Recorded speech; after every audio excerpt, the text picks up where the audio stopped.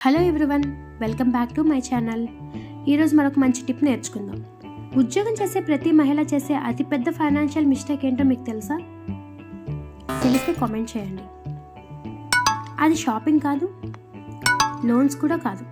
బహుశా మీరు కూడా అదే తప్పు చేస్తున్నారేమో. ప్రతి నెల కష్టపడి సంపాదిస్తాం, కానీ చాలామంది ఉద్యోగం చేసే మహిళలు చేసే అతిపెద్ద తప్పు ఏంటో తెలుసా?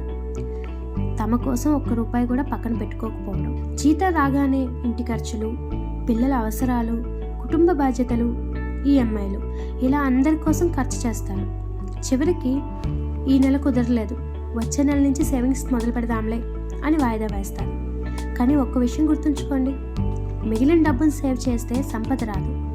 ముందు సేవ్ చేసి మిగిలిన డబ్బును ఖర్చు చేస్తేనే సంపద పెరుగుతుంది. ప్రతి నెల ముందుగా మీ పేరుతో ప్రత్యేకంగా దాచుకోండి. మీ కుటుంబ భవిష్యత్తు ఎంత ముఖ్యమో మీ ఆర్థిక భవిష్యత్తు కూడా అంతే ముఖ్యం.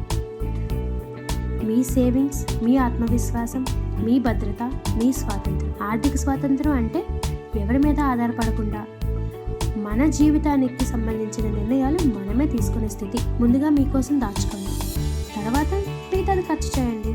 ఇలాంటి మరిన్ని టిప్స్ కోసం follow my channel. Thank you.